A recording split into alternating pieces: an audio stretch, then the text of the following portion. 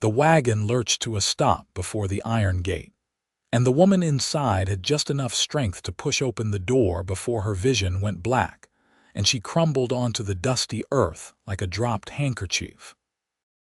Nathan Ingram was mending fence posts near the front of his ranch when he heard the horses whinny and stamp their hooves in distress.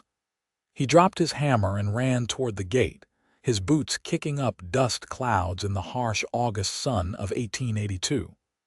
What he saw made his heart slam against his ribs. A woman in a dusty travel dress lay motionless on the ground, her face pale as milk except for the angry flush of sunburn across her cheeks and nose. The wagon driver was already turning his team around, clearly wanting no part of whatever trouble this represented. "Wait!" Nathan shouted, but the driver cracked his whip, and the wagon rumbled away down the long road that stretched toward Hachita, New Mexico, leaving nothing but dust and abandonment in its wake. Nathan knelt beside the woman and gently turned her onto her back. She was young, maybe 22 or 23, with dark blonde hair that had come loose from its pins. Her lips were cracked and dry, and when he touched her forehead, the heat radiating from her skin told him everything he needed to know. Dehydration, heat exhaustion, possibly worse. He scooped her up as easily as he would a bale of hay, though he was far more careful, and carried her through his gate and up the path to his ranch house. The house was simple but sturdy, built from adobe with thick walls that kept out the worst of the New Mexico heat. Nathan kicked the door open and brought her to his bedroom, the only proper bed in the house. He laid her down gently and immediately set about helping her. First, cool water. He soaked a cloth and pressed it to her forehead, her wrists, behind her neck. Then he carefully dripped water between her cracked lips, hoping her body would remember how to swallow. She was so still it frightened him. Nathan Ingram had lived alone on this ranch for 3 years, ever since he had saved enough money working cattle drives to buy the land and build something of his own. He was 27 years old and had grown accustomed to solitude, to the quiet rhythm of his own thoughts and the company of his horses and cattle. But seeing this woman lying unconscious in his bed stirred something in him that felt both ancient and entirely new. As he tended to her, he noticed a carpet bag that had fallen near the gate. He retrieved it and found inside a carefully folded letter and a few modest belongings. The letter was addressed to Nathan Ingram, and his hands trembled slightly as he unfolded it. It was from a matrimonial agency in Boston, confirming the arrangement between himself and Miss Josephine Crawford. His stomach dropped. 6 months ago, in a moment of loneliness that had felt like it might swallow him whole, Nathan had written to one of those mail-order bride agencies. He had described his ranch, his prospects, his need for a wife to share the work and the life he was building. He had been honest about the harsh land and the isolation. He had also been clear that he would not send money in advance, that any woman who came would have to trust that he was a man of his word. Then, weeks had passed with no response, and he had convinced himself that no woman in her right mind would agree to such terms. He had pushed the whole thing from his mind, embarrassed by his own desperate attempt to cure his loneliness. But she had come. This woman, Josephine Crawford, had traveled all the way from Boston to become his wife, and he had not even been there to meet her properly. He had forgotten to check with the stage office, had assumed the whole thing had fallen through. And now she lay in his bed, fighting for her life because of his negligence. Nathan stayed by her side through the afternoon and into the evening, changing the cool cloths, giving her water drop by drop, watching for any sign that she might wake. The sun set in a blaze of orange and red outside his window, painting the desert in colors that might have been beautiful if he had not been so consumed with worry. It was nearly midnight when her eyelids finally fluttered open. For a moment she looked confused, her eyes moving around the unfamiliar room. Then she turned her head and saw Nathan sitting in the chair beside the bed, and her eyes widened with what might have been fear. "You are safe," he said quickly, keeping his voice gentle. "I am Nathan Ingram. You collapsed at my gate this afternoon. I brought you inside." She tried to speak, but only a hoarse croak came out. He immediately brought a cup of water to her lips and helped her drink. She took small sips, wincing as the liquid touched her cracked lips. "Slowly," he said. "Not too much at once." When she had drunk enough, she lay back against the pillows and studied him with intelligent gray eyes. "I am Josephine Crawford," she whispered. "From Boston, I came to be your wife." "I know," Nathan said. "I found the letter in your bag. I am so sorry. I should have been there to meet you properly. I should have remembered." Something flickered across her face, but she did not cry. "The driver said he would take me to the Ingram ranch. He took my money and left me at the gate. I tried to make it to the house, but everything went dark." Anger flared hot in Nathan's chest. He knew exactly which driver it must have been, a man named Sal Dockery who had a reputation for drinking and cutting corners. "That man will answer for his treatment of you," he said. "But right now, what matters is getting you well." "How long has it been since you ate?" "Yesterday morning," Josephine said. "The stage stations, they wanted money for food, and I had very little left after paying for the journey." Nathan felt something twist in his chest. He stood quickly. "I will make you something, broth and bread." "Nothing too heavy yet." He went to the kitchen and set about preparing food, his mind racing.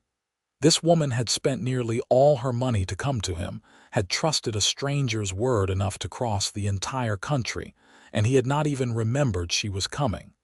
What kind of man did that make him? When he returned with a bowl of warm broth and soft bread, Josephine had managed to sit up slightly. He helped her eat, holding the bowl steady as she lifted the spoon to her lips with shaking hands. Color was slowly returning to her face, and with each bite she seemed to gain a little more strength. "Thank you," she said when she had finished. "You are very kind." "Kind would have been meeting you at the stage office and making sure you arrived safely," Nathan said, unable to keep the self-recrimination from his voice. "What I am is forgetful and foolish. You are the man who carried me inside when you could have left me at the gate," Josephine said. "You are the man who has spent hours caring for a stranger. That seems kind to me." Nathan met her eyes and saw no accusation there, only a calm assessment. "You should rest more," he said. "We can talk in the morning about what happens next." "What happens next?" Josephine repeated, and now there was a tremor in her voice. "I came here to marry you, Mr. Ingram. Unless you have changed your mind, I am still willing to honor our agreement." "You do not even know me," Nathan said, "and I do not know you. Maybe we should take some time before making any permanent decisions." Josephine's hands twisted in the blanket. "I have no money to return to Boston. I have no family there anymore. I came here because this was the only door open to me, and I intend to walk through it if you will still have me." The raw honesty in her words cut through Nathan's uncertainty.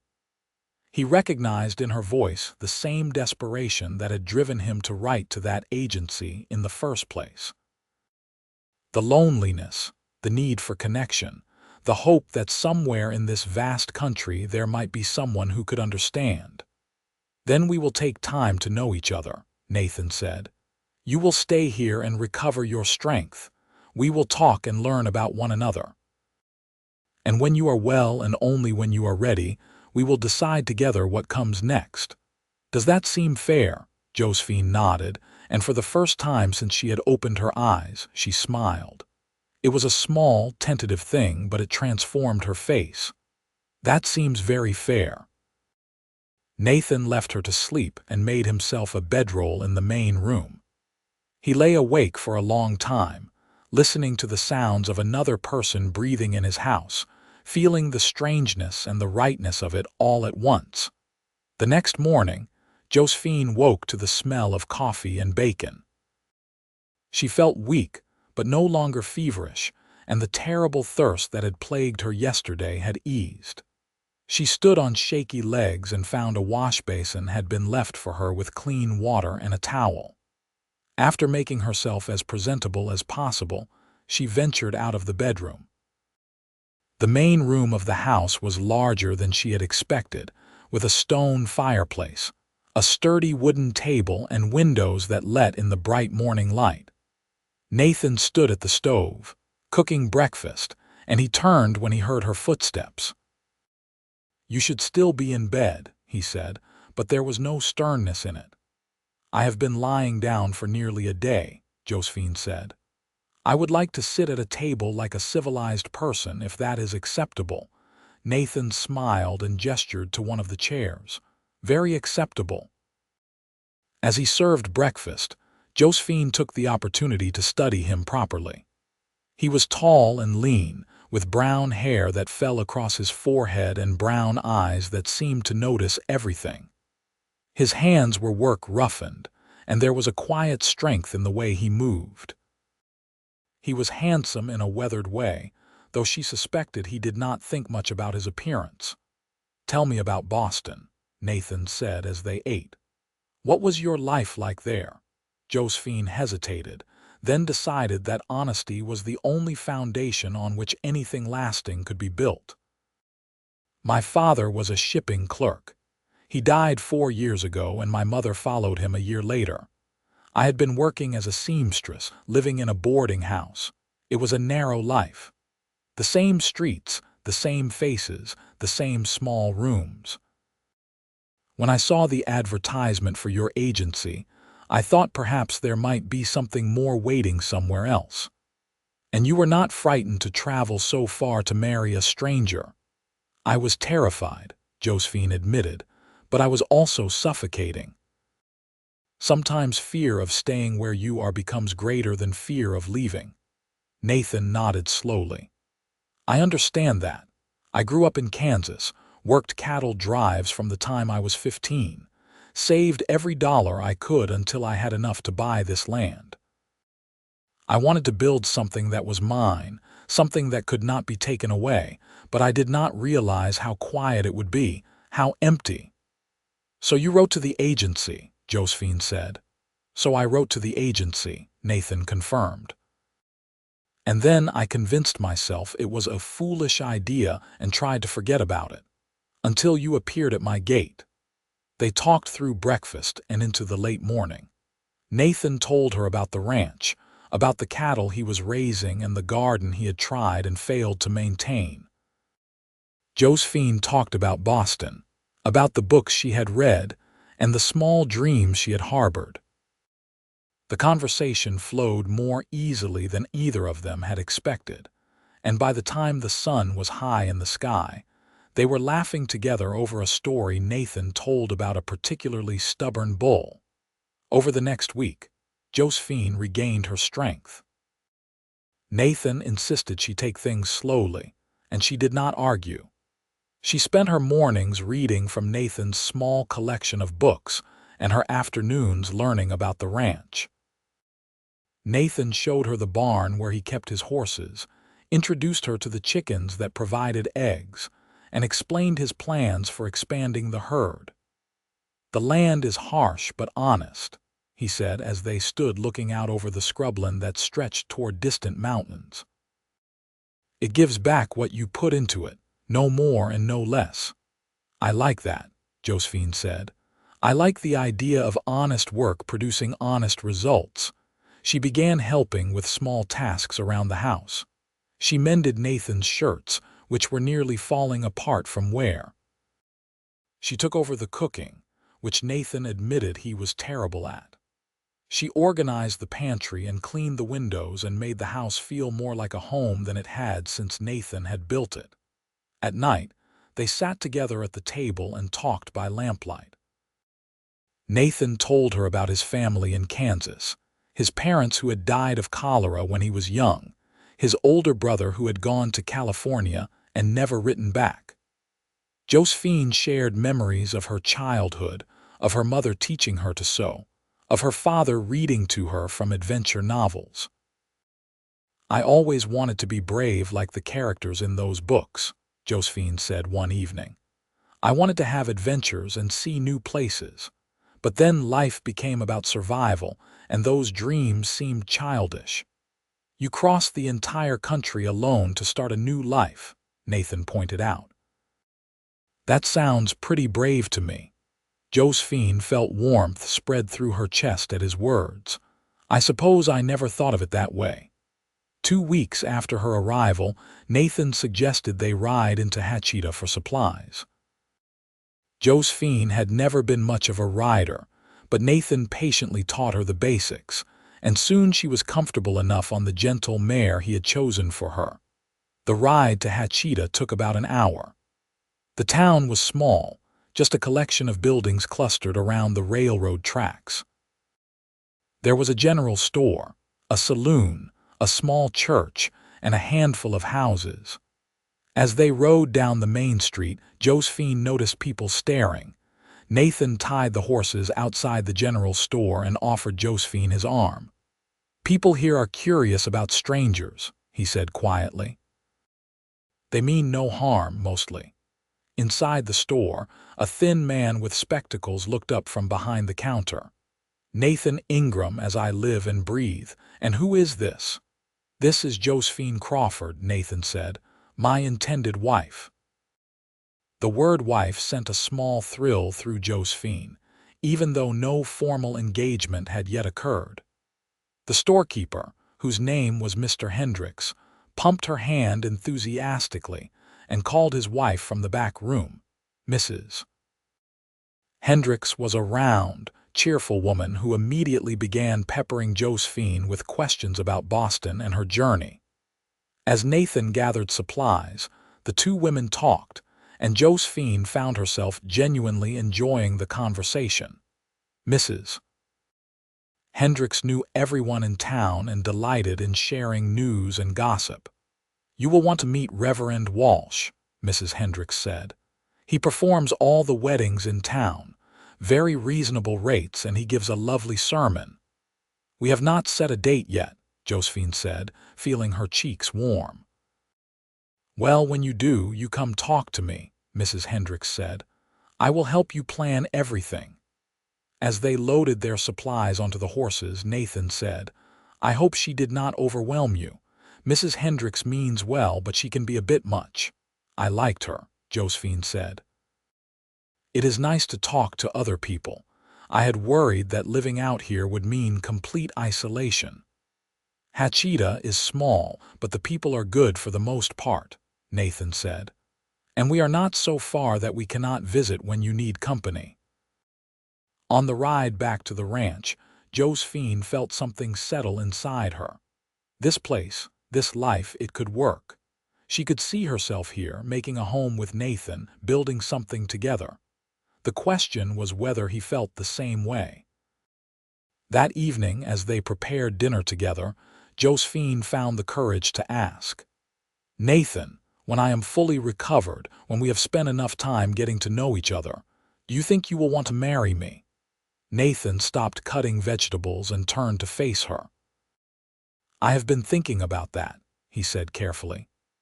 "The truth is, Josephine, I already know I want to marry you. I have known since about the third day you were here, but I did not want to rush you, and I wanted to give you the chance to know me well enough to make an honest choice."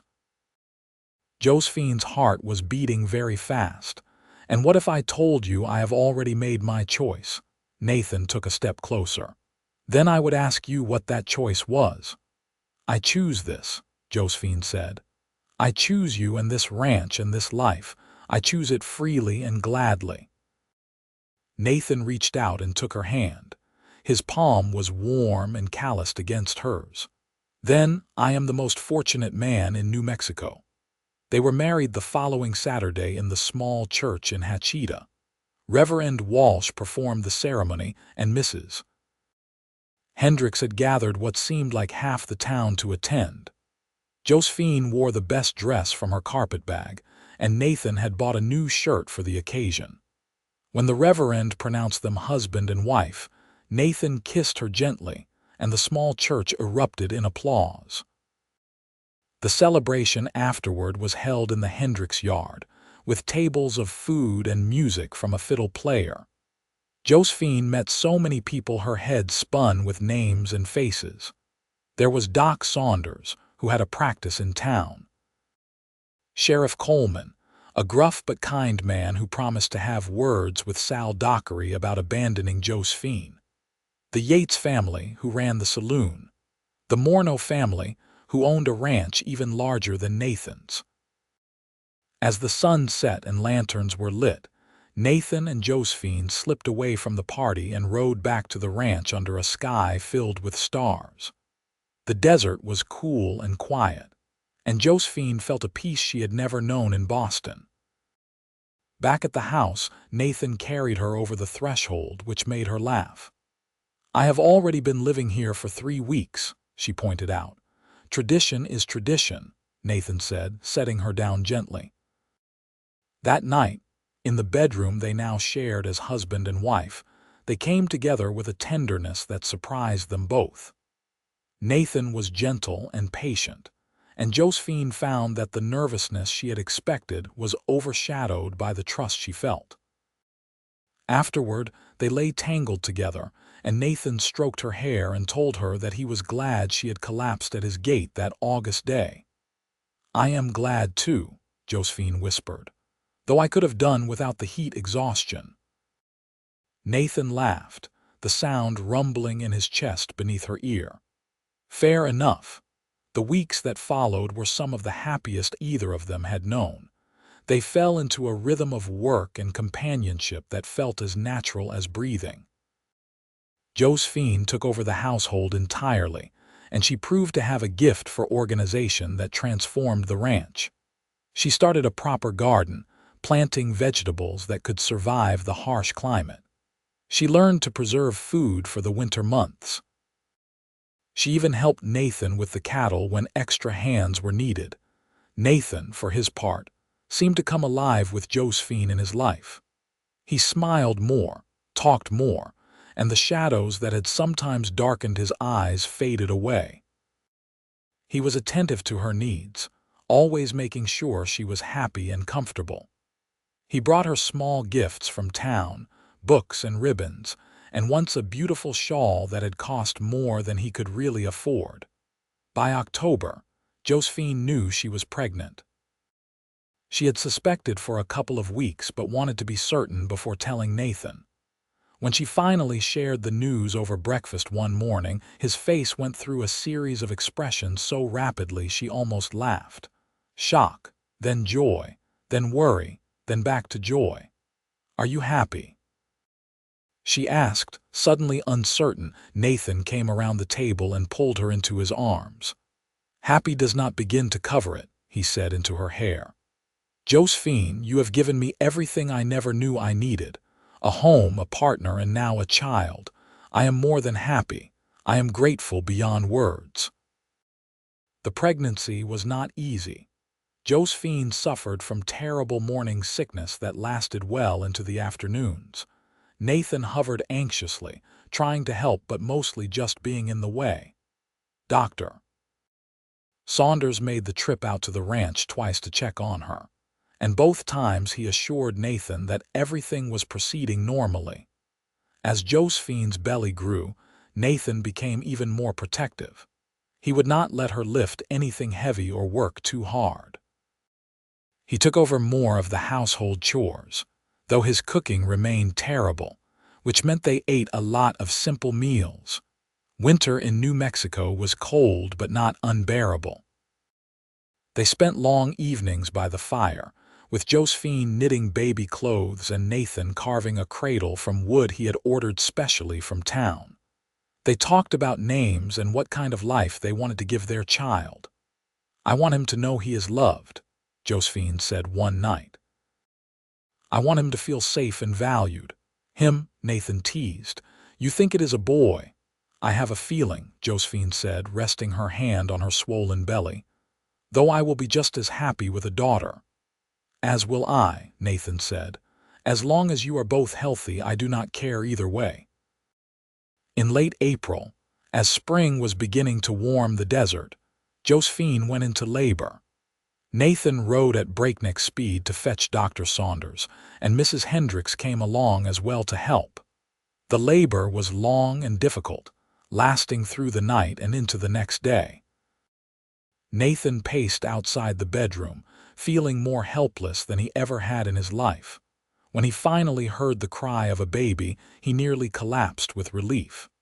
Mrs. Hendricks opened the door with a wide smile. "You have a son," she said, "and your wife is asking for you." Nathan went into the room and found Josephine propped up against pillows, looking exhausted but radiant.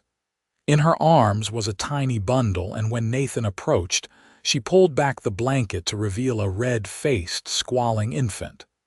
"Nathan, meet your son," Josephine said. Nathan reached out and gently touched the baby's impossibly small hand. The infant's fingers immediately wrapped around his thumb, and Nathan felt his heart expand in a way he had not known was possible. "He is perfect," Nathan whispered. "You are amazing. Josephine, I do not have the words." "Then do not use words," Josephine said. "Just hold him." Nathan carefully took his son into his arms, terrified he might break something. The baby stopped crying and blinked up at him with unfocused eyes, and Nathan felt tears run down his face. They named him Michael Nathan Ingram. Little Michael was a good baby for the most part, though he had strong opinions about when he wanted to eat and sleep.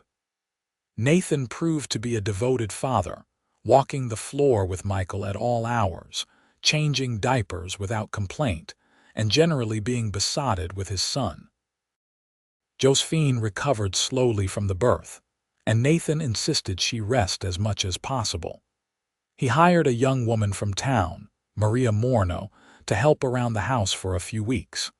Maria was cheerful and efficient, and she cooed over baby Michael endlessly. By summer, life had settled into a new normal. Michael was growing rapidly, becoming more alert and responsive every day. Josephine's strength returned, and she was back to managing the household and the garden. The ranch was thriving, with the cattle herd growing and Nathan making plans to expand. One evening in July, as they sat on the porch watching the sunset with Michael sleeping in Josephine's arms, Nathan said, "Do you ever regret it? Coming all this way, marrying a stranger, living in the middle of nowhere?" Josephine looked at him in surprise. "Not for a single moment." "Do you regret writing to that agency?" "Only that I almost forgot about it," Nathan said. "I think about what my life would be like if you had not come, if I had not been near the gate when you collapsed. It does not bear thinking about." "But I did come," Josephine said, "and you were there. And now we have this life together. That is all that matters." Nathan reached over and took her free hand. "I love you, Josephine. I do not think I have said that enough, but I do. I love you more than I knew it was possible to love another person." Josephine felt tears prick her eyes. "I love you too, Nathan. You gave me a home when I had nowhere else to go. You gave me a family. You gave me a reason to wake up happy every morning. I cannot imagine my life without you in it." They sat in comfortable silence as the sky turned from orange to purple to deep blue. The desert stretched out around them, harsh and beautiful, and in that moment, everything felt exactly right. The years that followed were full of both challenges and joys. The ranch continued to grow, and Nathan hired a couple of ranch hands to help with the expanding herd. Josephine became known in Hachita for her kindness and her skill with a needle. She took in sewing and mending work, not because they needed the money, but because she enjoyed the connection with other people. Michael grew into an energetic toddler, then a curious little boy. He adored his father and followed Nathan everywhere when he was allowed. Nathan taught him to ride before he was 5, sitting him on the gentlest horse and leading him around the corral while Josephine watched nervously from the fence. When Michael was 3, Josephine became pregnant again. This time the pregnancy was easier, and in February of 1887, she gave birth to a daughter they named Emma Rose. Emma had Josephine's gray eyes and Nathan's brown hair, and she was a calm, sweet-tempered baby who smiled at everyone. Michael was initially skeptical about having a sister, but Nathan patiently explained that Emma needed her big brother to protect and teach her. This appealed to Michael's sense of importance, and soon he was very proud of his role as older brother. The ranch house was expanded to add another bedroom, and the property continued to flourish. Nathan's reputation for honest dealing and quality cattle spread, and buyers came from as far as Texas to purchase from him. The financial security this brought allowed them to make improvements to the house and the land, but life was not without its difficulties. In 1888, a drought hit the region hard. Water became scarce, and Nathan had to drive the cattle farther and farther to find adequate grazing. Josephine rationed their household water carefully and prayed for rain that was slow to come. Several of their neighbors lost their ranches, unable to weather the hardship, but Nathan's careful planning and Josephine's thriftiness saw them through. The drought finally broke in the fall, and when the rains came, Josephine stood outside and let the water run down her face, laughing with pure relief. Nathan joined her, and they danced in the mud like children while Michael and Emma watched from the porch, delighted by their parents' silliness. In 1890, tragedy struck when Mrs. Hendricks died suddenly of a heart condition. Josephine was devastated. Mrs. Hendricks had become like a mother to her, and the loss hit hard. She helped Mr. Hendricks plan the funeral and stood by him during the service, holding his hand as tears ran down both their faces. For weeks afterward, Josephine was quieter than usual. Nathan worried but gave her space to grieve, while also making sure she knew he was there whenever she needed him. Slowly, she emerged from the worst of the sadness, though she never forgot the kind woman who had welcomed her to Hachita. As Michael grew older, he became increasingly interested in the ranch work. By the time he was 10, he was genuinely helpful, able to handle many tasks on his own. Nathan was proud of his son's growing competence and enjoyed having a partner in the work. Emma, meanwhile, showed her mother's talent for sewing and her father's head for numbers. Josephine taught her to read early, and Emma devoured every book she could get her hands on. She was also fearless, demanding that Nathan teach her to ride just as he had taught Michael. "She is going to give us gray hair," Nathan said to Josephine one evening after Emma had convinced him to let her try riding without a leading rein. "She is spirited," Josephine agreed, "just like her father." "I am not spirited," Nathan protested. "I am cautious and sensible." Josephine laughed. "You are the man who decided to build a ranch in the middle of the New Mexico desert with almost no money and no help. That is not what I would call cautious." Nathan grinned. "Fair point." In 1893, Josephine discovered she was pregnant for a third time. This pregnancy came as a surprise, as Emma was already 6 years old and they had assumed they were done having children. But both Nathan and Josephine were delighted. The pregnancy was harder than the previous two. Josephine was older now, and she felt every ache and pain more acutely. Dr. Saunders, also older and crankier than he had been, warned her to take things easy. Nathan insisted on hiring help again, bringing Maria Morno back to assist with the household. In early December, during a cold snap that frosted the desert overnight, Josephine gave birth to another son. The labor was mercifully quick, and the baby was healthy and loud. They named him Thomas Edward, and he had a full head of black hair that made everyone laugh. Michael, now 11, was very serious about his role as big brother to the baby. Emma, 6 years old and opinionated, announced that she had wanted another sister but supposed a brother would do.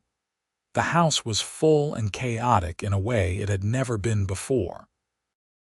Nathan sometimes looked around at his family gathered for dinner, at the noise and laughter and occasional arguments, and felt a profound sense of gratitude.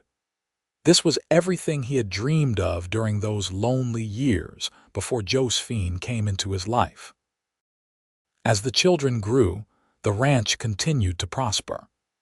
Nathan took on a partner, a younger man named Samuel Reed who had worked as a ranch hand for several years and proved himself trustworthy and skilled.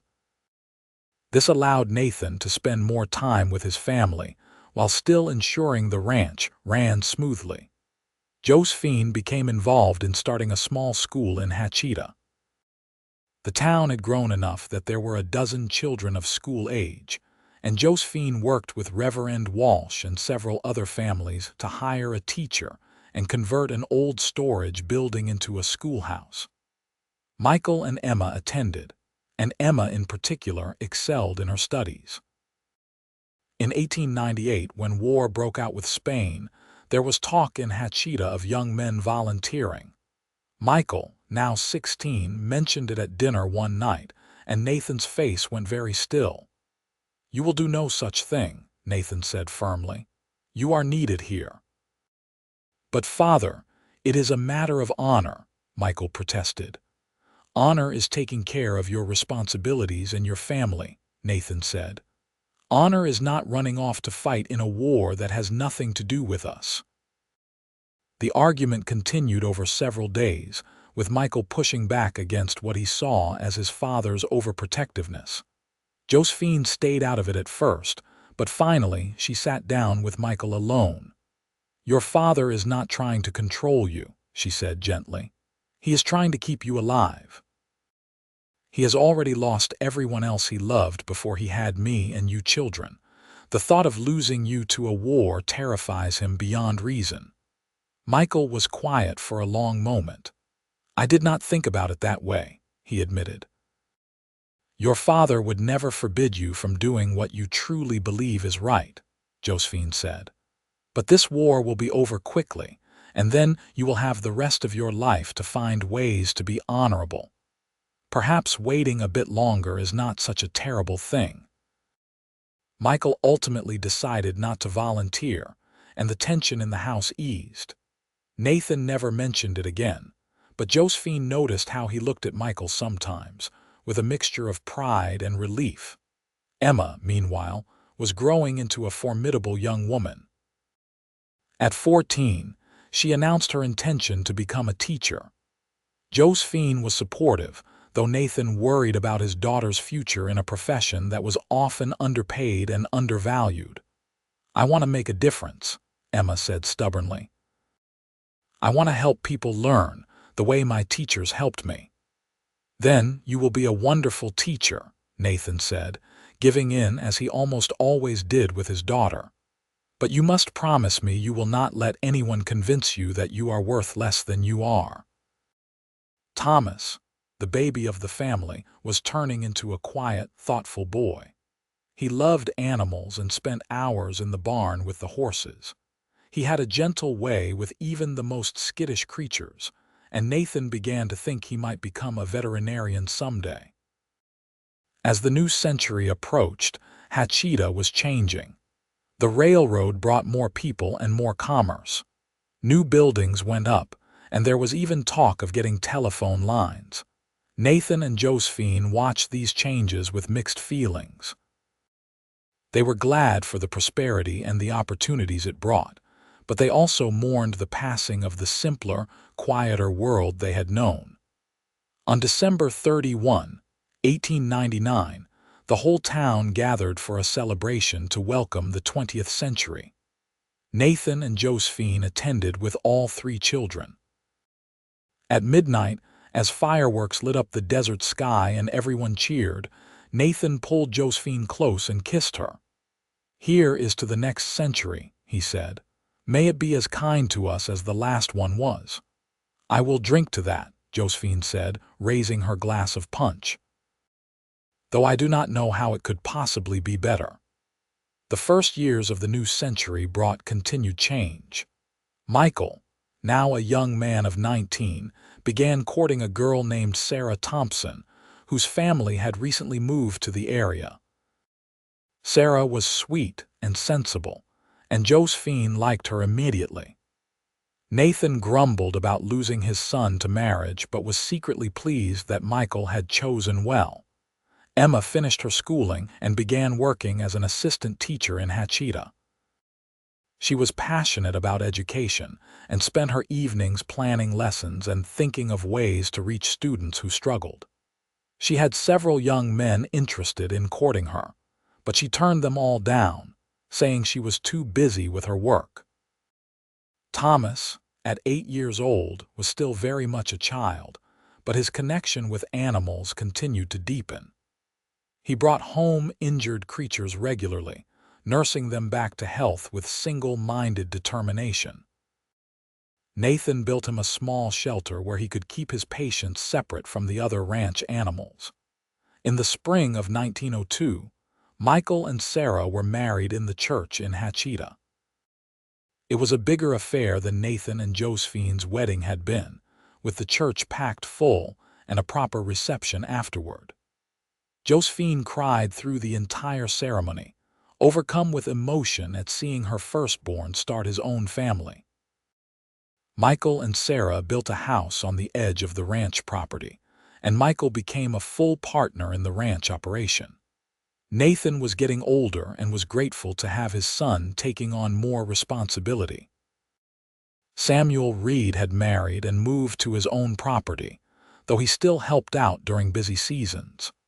A year after their wedding, Sarah gave birth to a daughter, making Nathan and Josephine grandparents for the first time. The baby, named Charlotte, was the center of attention whenever she visited the main house. Thomas, now 9, was surprisingly good with his infant niece, holding her carefully and making her laugh. Emma continued teaching, and she began writing articles for an education journal in Santa Fe. Her insights on teaching in rural areas attracted attention, and she was invited to speak at a conference in Albuquerque. Nathan insisted on accompanying her, and Josephine came along as well, leaving Thomas in Michael and Sarah's care. It was Josephine's first time leaving the ranch for more than a day or two since she had arrived 20 years earlier. The train journey was exciting, and Albuquerque was far larger and more modern than anything she had imagined. Emma's speech was well received, and several people asked her about writing a book on her teaching methods. On the train ride home, Josephine sat looking out at the desert landscape rolling past. Nathan reached over and took her hand. "What are you thinking about?" he asked. "About how far we have come," Josephine said. "That frightened girl who collapsed at your gate and the lonely cowboy who carried her inside. We have built such a life together, Nathan. Such a full, wonderful life." "We have," Nathan agreed, "and it is not over yet. We still have years ahead of us." "I hope so," Josephine said, "because I am not nearly ready to be done with you." Nathan smiled and kissed her hand. "Good, because I am not ready to be done with you either." The years continued to pass. Michael and Sarah had 2 more children, boys named Henry and George.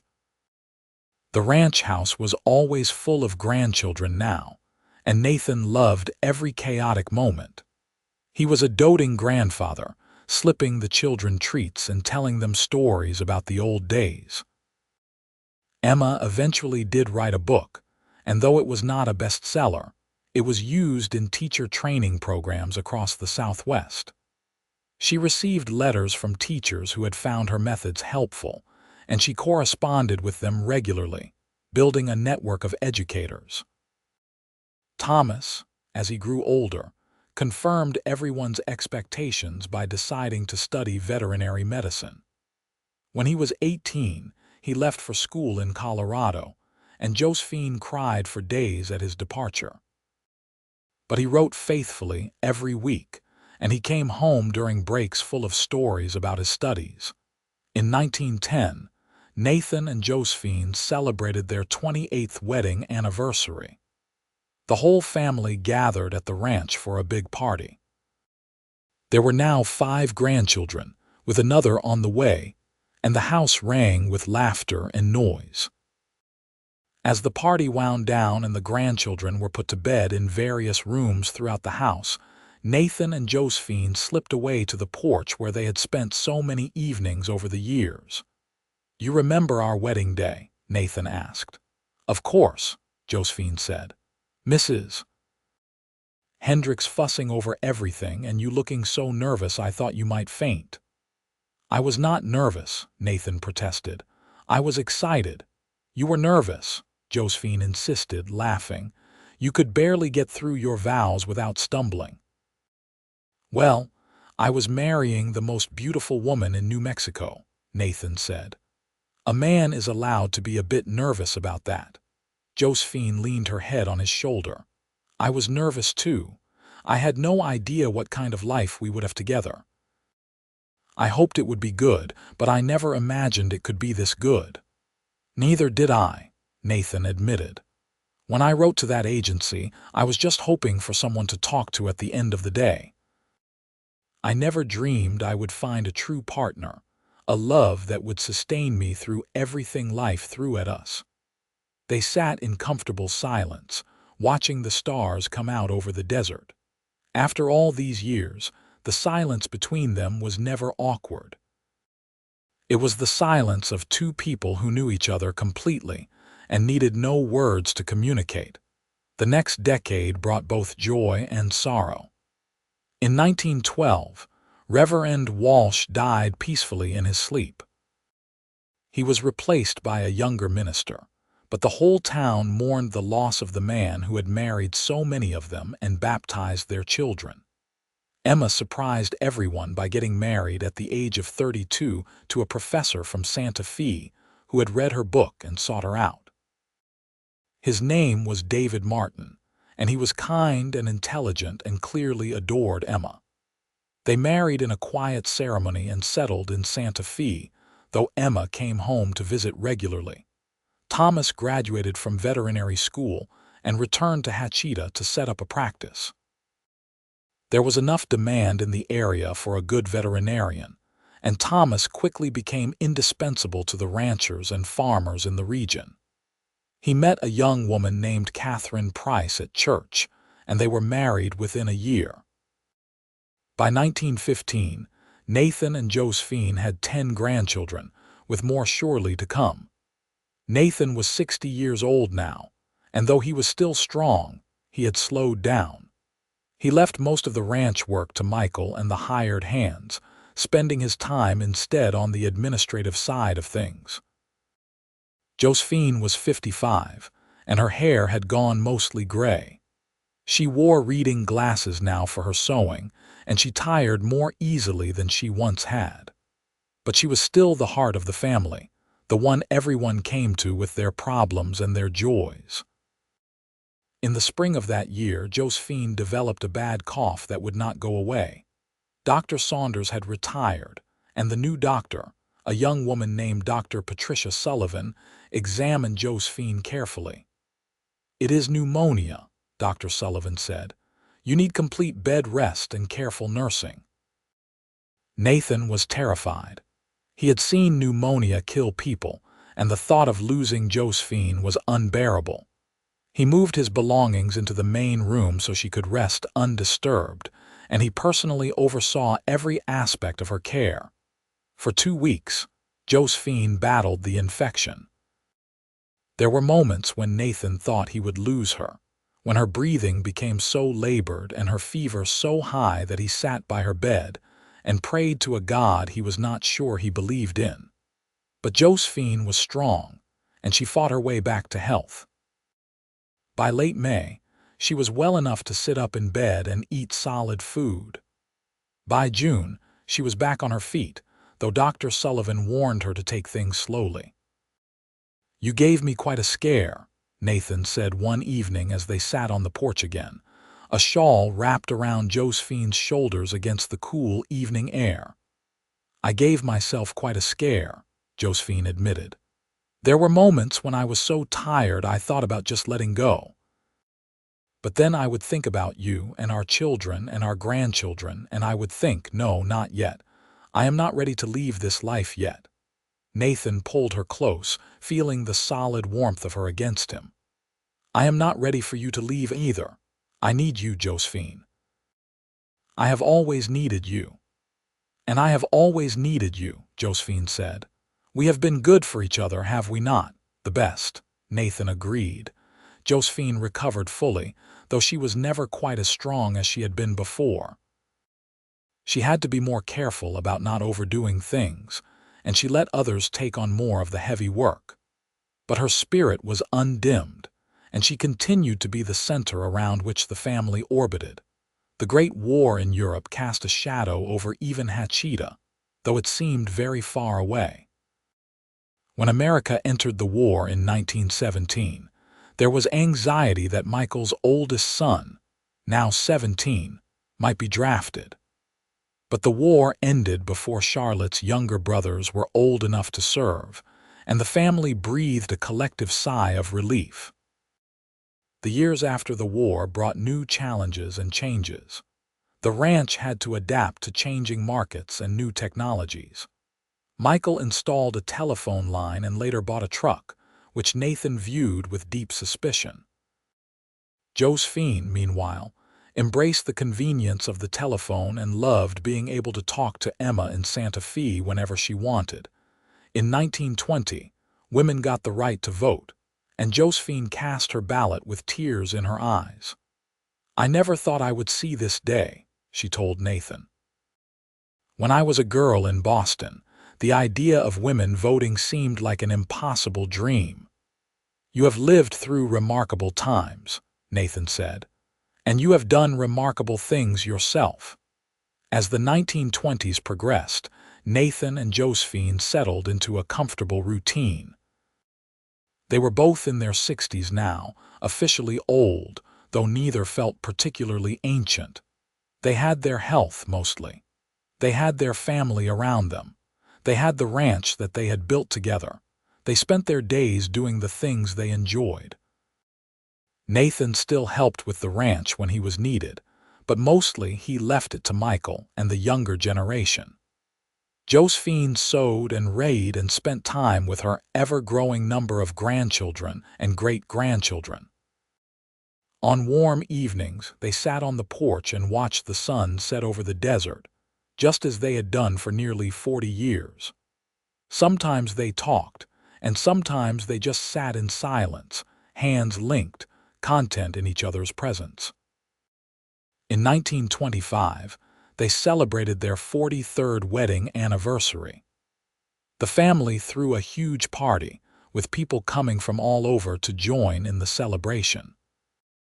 There were speeches and toasts, and Nathan and Josephine danced together as they had on their wedding day, though they moved much more slowly now.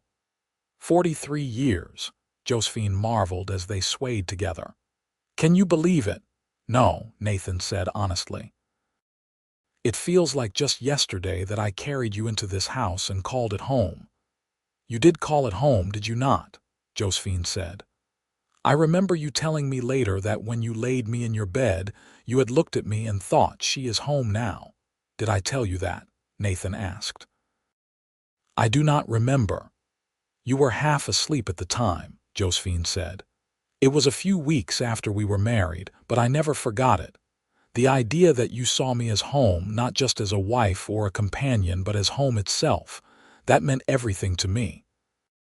Nathan stopped dancing and cupped her face in his hands.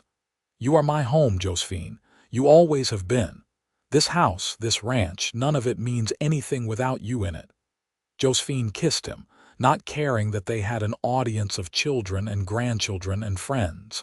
"And you are mine." The party went on around them, but for that moment, they were alone in their own world, bound together by decades of love and partnership and shared experience. As they moved into their 70s, Nathan and Josephine began to slow down significantly. Nathan's joints ached in the mornings, and Josephine's eyesight was failing despite her glasses. But they adapted, adjusting their lives to accommodate their aging bodies.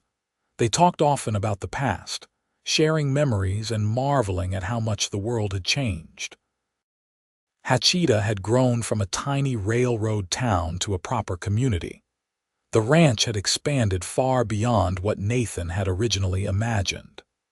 Their family had grown to include not just their 3 children, but their children's spouses, numerous grandchildren, and now great-grandchildren as well.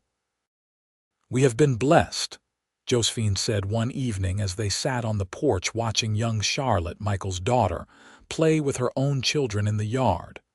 "We have," Nathan agreed, "though I think we also made our own blessings. We worked hard, we loved each other, we did not give up when things got difficult." "True," Josephine said. "But still, we were lucky. Lucky that I collapsed at your gate instead of somewhere else. Lucky that you were there to find me. Lucky that we found each other in this vast world."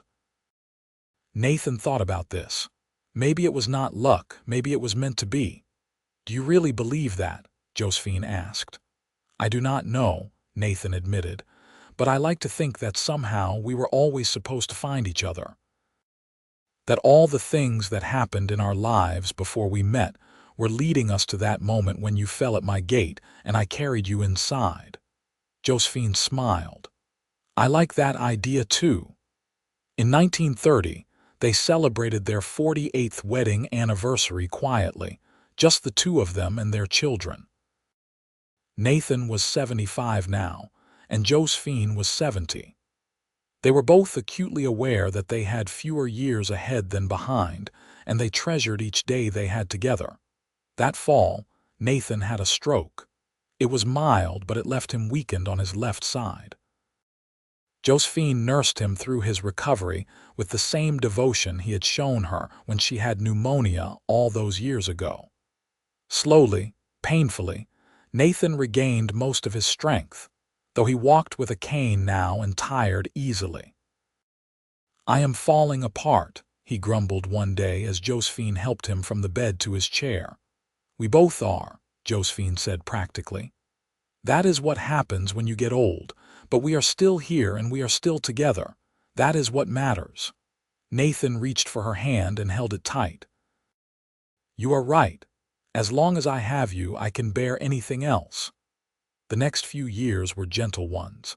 Nathan and Josephine spent most of their time at home, venturing out only for special occasions. The family visited often, and the house was never quiet for long. They loved having the grandchildren and great-grandchildren around. Even when the noise became overwhelming on quiet days, Nathan and Josephine would sit together and read, or Josephine would sew while Nathan dozed in his chair. They had long since run out of new things to say to each other, but the silence was comfortable and companionable. In the spring of 1934, Josephine became ill again. This time it was not pneumonia, but simply the accumulated weight of years and a body that had worked hard for 7 decades. Dr. Sullivan, now the senior physician in Hachita, came to the ranch and spoke quietly with Nathan. "Her heart is giving out," she said gently. "There is nothing more I can do. Keep her comfortable and make sure she knows she is loved." Nathan nodded, unable to speak past the lump in his throat. He had known this day would come eventually, but knowing did not make it easier. He sat by Josephine's bed and held her hand. The whole family came to say goodbye. Michael and Sarah, Emma and David, Thomas and Catherine, all the grandchildren who could make the journey. Everyone who loved her came to tell her so one last time. When they were finally alone, Josephine looked at Nathan with eyes that were still bright despite her failing body. "I am not afraid," she said softly. "I have lived a good life, a full life. I have no regrets." "I have one regret," Nathan said, tears streaming down his face. "I regret that I only had 52 years with you instead of 100. Josephine smiled. 52 years is not bad. We made the most of every one of them. "We did," Nathan agreed. "Josephine, you have been the greatest gift of my life. Loving you has been the greatest privilege I have ever known." "And you have been mine," Josephine whispered. "You gave me a home when I had nothing. You gave me a family, a purpose, a reason to wake up every morning. You made me happier than I ever dreamed possible." They sat in silence for a while, hands clasped, saying everything that needed to be said without words. As the sun set outside the window, painting the desert in shades of gold and red, Josephine's breathing became slower and more shallow. "Nathan," she whispered, "thank you for carrying me inside that day. Thank you for calling me home." "You were home," Nathan said, his voice breaking. "You have always been home." Josephine smiled one last time, and then she was gone, slipping away as peacefully as falling asleep. Nathan sat holding her hand as the light faded from the room, feeling as though part of his soul had gone with her. The funeral was held 3 days later in the church in Hachita. It seemed like the entire town turned out, along with family members who had traveled from across the state. Person after person stood up to share stories about Josephine, about her kindness, her strength, her quiet wisdom. Nathan listened to it all in a daze, grateful that so many people had loved her but wishing desperately that she was still here beside him. She was buried in the cemetery on a hill overlooking the desert, and Nathan stood at her graveside long after everyone else had left, unable to make himself walk away. Michael finally came and gently took his father's arm. "Come on, Dad. Let us get you home." "This is her home now," Nathan said, gesturing to the grave. "I am not ready to leave her here alone." "She is not alone," Michael said. "And you need to rest. You can come back tomorrow." Nathan let himself be led away, but he felt as though he was leaving part of himself behind in that cemetery. The weeks that followed were the hardest of Nathan's life. The house felt empty without Josephine in it. He would turn to say something to her and remember that she was gone. He would wake in the night reaching for her and find only cold sheets. The grief was a physical weight on his chest, making it hard to breathe. His children worried about him. Michael moved back into the main house for a while, not wanting to leave his father alone. Emma came from Santa Fe and stayed for 2 weeks. Thomas visited every day, checking on Nathan under the guise of discussing ranch business. Slowly, painfully, Nathan learned to live with the grief. It never went away, but it became something he could carry. He found comfort in memories, in looking at old photographs, in sitting on the porch where they had spent so many evenings together. He lived for another 2 years after Josephine's death. They were quiet years, spent mostly in reflection and in the company of his children and grandchildren. He loved hearing their stories and watching the youngest generation grow, seeing pieces of Josephine in their faces and mannerisms.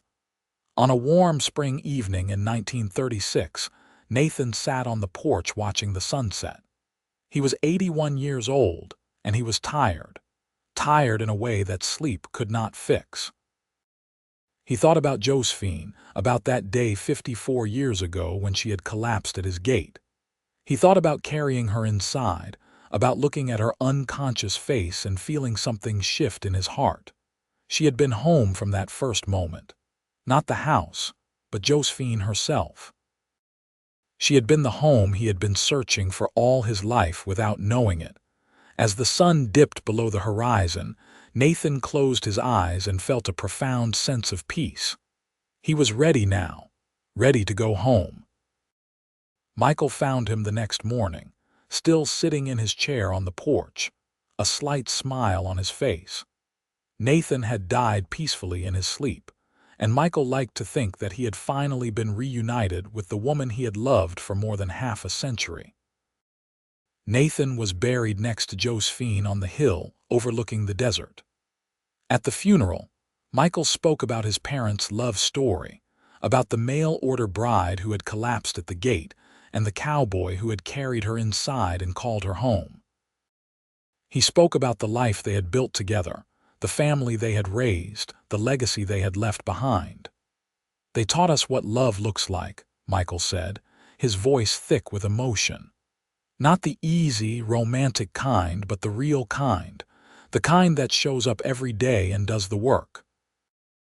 The kind that stays through drought and illness and loss. The kind that builds a home not just in a house, but in another person's heart." The ranch continued to thrive under Michael's management, and it would eventually pass to his children and then to his grandchildren. The little house that Nathan had built with his own hands remained standing, expanded and modernized, but still essentially the same structure where he had carried Josephine that August day in 1882. And on quiet evenings, when the sun set over the New Mexico desert in shades of orange and gold, family members would sometimes sit on that porch and talk about Nathan and Josephine. They would tell the story of how they met, how they fell in love, how they built a life together against all odds. It became a family legend, passed down through generations. The mail-order bride who collapsed at the gate, the cowboy who carried her inside and called her home, the love that lasted a lifetime and created a legacy that would endure long after they were both gone. Because that is what true love does. It endures. It builds. It creates something bigger than itself, something that outlasts even death. Nathan and Josephine had found that kind of love in each other, and in doing so, they had created something that would never truly die. Their story lived on in their children, their grandchildren, their great-grandchildren, and all the generations that would come after. It lived on in the ranch they had built, in the town they had helped grow, in the lives they had touched. And sometimes, on particularly quiet evenings, if you sat on that porch and listened carefully, you could almost hear the echo of their voices. Nathan's deep rumble and Josephine's gentle laugh, talking about their day, making plans for tomorrow, simply enjoying each other's company as the sun set on another day in the life they had built together. Home. That is what they had found in each other. Not a place, but a person. Not four walls and a roof, but a heart that beat in time with your own. That was the true gift of their story, the lesson that echoed down through the years. Home is not where you are. Home is who you are with. And Nathan and Josephine had been home to each other from that very first moment when he carried her across the threshold and into the life they would build together, one day at a time, for more than 50 years. Their love story ended, as all love stories must, with death. But it also continued, as the best love stories do, in memory and legacy and in the lives of those who came after. The mail-order bride and the cowboy who had found each other in the vastness of the desert and had created something beautiful and lasting and true. That was their story. That was their home, and that was their happily ever after.